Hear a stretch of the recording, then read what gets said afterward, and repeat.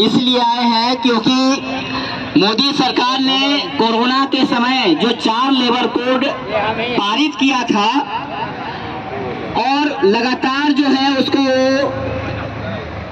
जमीन पर उतारने का प्रयास कर रही है और उसके खिलाफ हम लोग भी जो है लगातार आंदोलन करते आ रहे हैं। मासा ने लगातार आंदोलन किया है, आपको पता है 14 दिसंबर को भी जो है मासा की तरफ से ऑल इंडिया प्रोटेस्ट प्रतिरोध दिवस मनाया गया था। उसमें भी बड़ी संख्या में हम लोग जो है उपस्थित हुए थे, हमने विरोध दर्ज किया था। 12 फरवरी को भी ऑल इंडिया स्तर पर जो विरोध दिवस मनाया गया था उसमें भी हम लोग थे। और आज मोदी सरकार ने 1 अप्रैल से उसको कहा था कि उसे कार्यान्वित करेगा, यानी कि आज से वह लागू होगा। एक होता है कि कानून पारित होता है संसद से और पारित होने के बाद फिर उसे जमीन पर लागू किया जाता है। मोदी सरकार डर रही थी 2020 से जो है वह डर रही थी कि अगर हमने इसे जमीन पर लागू किया अचानक तो एक बड़ा विरोध प्रदर्शन जो है मजदूरों का उठ खड़ा होगा और उस समय किसानों का भी जो आंदोलन चल रहा था इसके कारण वह डरी हुई थी। लेकिन अब धीरे धीरे करके जो है वह सारे कानूनों को लागू कर रही है और आज 1 अप्रैल से उसने यह नोटिफिकेशन जारी किया, आज करने वाली है, यह कर चुकी है कि 1 अप्रैल से वह कानून जो है पूरे देश में लागू हो जाएगा। तो मैं बता दूं कि 8 घंटे कानून के लिए जो एक लंबी लड़ाई लड़ी गई, आपको शिकागो के 1886 ईस्वी में जब शिकागो में के मजदूरों ने जब आंदोलन शुरू किया था 8 घंटे काम के लिए, उससे पहले क्या था, काम के घंटे क्या थे, उससे पहले सूर्योदय से लेकर सूर्यास्त तक ये काम के घंटे माने जाते थे। और जब मजदूरों ने लगातार आंदोलन किया कि हम भी इंसान हैं और हमें भी 8 घंटे काम करने के अधिकार दिया जाए और लंबे संघर्ष के बाद, बलिदानों के बाद तब जाके 8 घंटे कानून का अधिकार मिला था। और इस मोदी सरकार ने पूंजीपतियों के हित में उनके मुनाफे को लगातार बढ़ाने के लिए उसने जो है कानून में बदलाव करके और जो है हमारे ऊपर दमन किया, हमारा ऐसा कानून बनाया जो 8 घंटे की जगह 12 घंटा हमसे काम लेगा।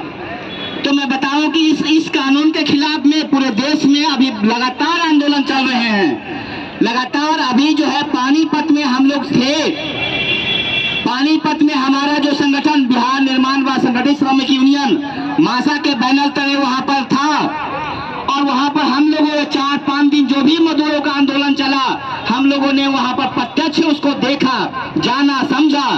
हमारे 2 साथी उसमें जेल भी गए और हम उन्हें लड़ करके छुड़ा करके वापस भी लाए। तो मैं आपको पानीपत का जो संघर्ष चला था मैं उसके बारे में बताना चाहता हूं कि पानीपत में जब आंदोलन शुरू हुआ 23 फरवरी को वहां के मजदूरों ने जो है लगातार आंदोलन इसलिए किया क्योंकि वहां पर 4 मजदूरों के गिरकर मर जाने की, उसमें से 2 मजदूरों के मर जाने की और 2 मजदूरों के घायल होने की जो है खबर फैल रही थी। और लगातार पानी यहाँ जो बिहार में बरौनी में जो IOCL के जो वर्कर हड़ताल पर थे 8 घंटे काम के लिए, उससे भी प्रभावित होकर पानीपत में वो संघर्ष कर रहे थे। उससे प्रभावित होकर के जो है उन लोगों ने एक तो मजदूरों के परिवार को मुआवजा देने के मांग को लेकर के, दूसरा कि जो घायल थे उनका सही उचित इलाज हो इस मांग को लेकर के 8 घंटे कानून बनाया जाए, 8 घंटा से ज्यादा काम ना लिया जाए इसको लेकर के। अगर 12 घंटा काम लिया जाता है तो ओवर टाइम के हिसाब से वेतन दिया जाए इस मांग को लेकर के, क्योंकि वहां 12 घंटे काम लिया जा रहा था और वेतन मात्र 8 घंटे का दिया जा रहा था। ठीक है, और वह भी वेतन न्यूनतम था जो IOCL के तरफ से जो C ग्रेड का जो वेतन तय किया गया था 14,000 कुछ रुपए के का मंथली था, एक जो अकुशल मजदूर है उसके हिसाब से न्यूनतम वेतन दिया जा रहा है, जबकि जीवन जीने योग्य वेतन दिया जाना चाहिए मनुष्य को आज के समय में। लेकिन उसको न्यूनतम वेतन का मतलब कि भाई वो किसी तरह से केवल दाल रोटी खा के जिंदा रह सके, लेकिन जीवन जीने योग्य वेतन का मतलब ये हुआ कि केवल खाना पीना ही नहीं है, उसके लिए उसमें आवास भी है, उसमें बाल बच्चों की शिक्षा भी जुड़ा हुआ है, उसमें आपको साल में एक बार दो बार कहीं घूमने फिरने का भी जुड़ा हुआ है। जीवन जीने योग्य वेतन का मतलब ये होता है, न्यूनतम वेतन ये नहीं है कि किसी तरह से जीना है। तो इस ढंग से जो है वो आंदोलन हुए और उसमें 24 तारीख को मासा के लोग भी वहां पर पहुंचे और वहां पर आंदोलन में शामिल रहे, मजदूरों का साथ दिया हम लोगों ने। लेकिन हम लोगों ने देखा कि वहां के जो वर्कर हैं उनका अपना कोई यूनियन नहीं है, इसीलिए जो भी मजदूर वहां खड़ा हो रहे थे, कंपनी प्रशासन वहां का लोकल जो आदमी है उसको जो है डरा कर धमका कर उसको चुप करा दे रहा था, उसको आगे बढ़ने नहीं दे रहा था। और वहां पर हमने देखा कि मजदूर छोटे छोटे एस्बेस्टस के रूम में रहते हैं, 10 बाई 10 में 4-5 की संख्या में रहते थे। वहां पर भी जहां वर्कर रह रहे हैं वहां पर न ठीक से लाइटिंग की व्यवस्था है, न वहां पर नहाने खाने की व्यवस्था है। वहां पर जहां मजदूर रह रहे हैं वहां पर वो कंपनी की तरफ से ही जो है जैमर लगा दिया गया है, यानी 12 घंटा मजदूर वो फैक्ट्री में काम करेगा, लेकिन उसके बाद फैक्ट्री के बाहर आने के बाद उसको अपना मोबाइल चलाने, देश दुनिया की खबर पढ़ने, अपने बाल बच्चों से बातचीत करने तक के लिए भी समय या उसका जो है वो अधिकार नहीं है। एक ढंग से समझिए, उसका नेट में पैसा भराता है लेकिन वो नेट चला नहीं सकता था। वहां पर जैमर लगा के मजदूरों को इस ढंग से रोक दिया जाता है ताकि वो देश दुनिया की खबर से बेखबर रहे और वो बैल की तरह खाली काम करता रहे। और पुलिस जिसको जो हम सब के टैक्स से जो पैसा जो है कलेक्ट होता है उस पर वो पुलिस पलता है, उसको वेतन दिया जाता है हमारे आपके पॉकेट से। वह पुलिस ही मजदूरों के साथ खड़ा नहीं था, कंपनी प्रशासन के साथ खड़ा था।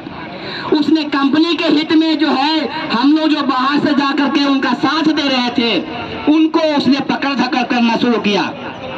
हमारे 2 साथियों को पुलिस पकड़ कर ले गए, उनके साथ मारपीट किया गया। हमारे 2 साथी थे, अनिरुद्ध और हर्षित, दोनों को जो है पकड़ कर ले गए और उनके साथ मारपीट किया गया थाने में, उनको जेल में भेज दिया गया। और जब हम लोगों ने डीसी कार्यालय का जब 2 तारीख को घेराव किया और हमने एसपी से बात किया और हमने कहा कि भाई जब आपके पास कोई सबूत नहीं है, हम लोग जब ये लोग जो गए थे वो कोई अराजकता नहीं फैला रहे थे, वहां पर मजदूरों का डिमांड था, आप मजदूरों की मांग पूरी कीजिए, हम मजदूरों के बस साथ खड़े थे, आपने क्यों पकड़ा? उनके पास कोई जवाब नहीं था और अंततः उन्होंने छोड़ा उसको। लेकिन हमने देखा कि वहां पर सबसे बड़ी कमजोरी थी कि मजदूरों का अपना कोई यूनियन नहीं था, इसीलिए 3 दिन 4 दिन के अंदर वह आंदोलन जो है 5 दिन के अंदर वह आंदोलन धीरे धीरे ठंडे बस्ते में चला गया। मालिक ने, ठेकेदार ने, तमाम लोगों ने मिल करके वहां के मजदूरों को जो है निकाल दिया। वहां लाखों मजदूर रहते हैं, 50,000 के करीब मजदूर वहां हड़ताल पर थे। मालिक ने जो है उनको लगातार धीरे धीरे करके उनको घर भेज दिया, आंदोलन से छड़ दिया, उनको आंदोलन में आने नहीं दिया। तो हमें यह समझना है कि मजदूरों का यूनियन होना कितना जरूरी है। और वहां बिहार के, यूपी के ही वर्कर सबसे ज्यादा थे। और ऐसे पानीपत के अलावा भी बहुत सारे जगहों पर आंदोलन शुरू हो चुके हैं। सूरत में आंदोलन हुआ, आपको मध्य प्रदेश में आंदोलन हुआ, बिहार में आंदोलन हो रहे हैं। इसलिए लेकिन जरूरत है कि मजदूरों का एक जो है मजबूत यूनियन बनाया जाए। तो हम लोग आज हम लोग अपना विरोध प्रदर्शन दर्ज कर रहे हैं। आज ज्ञापन जाके हम देंगे और राष्ट्रपति के नाम कि इसको लेबर कोड को रद्द किया जाए और जो है पुराना कानून बहाल किया जाए और उससे और बेहतर कानून बनाया जाए। इसी शब्द के साथ मैं अपनी बात समाप्त करता हूं। इनकलाब जिंदाबाद, चारों लेबर कोड रद्द करो। धन्यवाद साथी इंद्रजीत।